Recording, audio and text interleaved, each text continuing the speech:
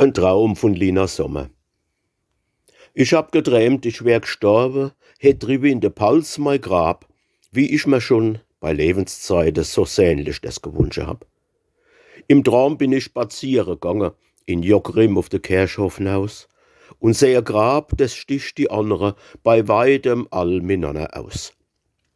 Rechts war und links ein kleines Bämchen, ein Vögelchen hat drin gesungen, das hat so fröhlich und so selig, so sorgelos hat es geklungen. Und Blumen waren da gewachsen, en ganze Locke, net gespasst. Kein Stolze, nee, so bescheidene, kleine, wie's für de stille Garten passt. Und an der Mauer war eine Tafel. Ich guck mir schier die Aare aus, doch mit'm allerbesten Wille, ich bring den Namen nicht heraus.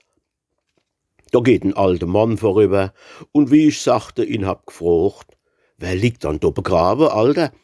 Da hat er freundlich zu mir gesagt, da drunne schlaft die Lina Sommer, still wegen sie so nur nicht auf, die schickt die Blume als Gedichtelchen, als kleine Gruß zu uns eruf. Nee, wie kann man nur so dappisch träumen, denk ich, wie ich bin aufgewacht, hab mir die Aare ausgerieben und hab gegräunt und hab gelacht.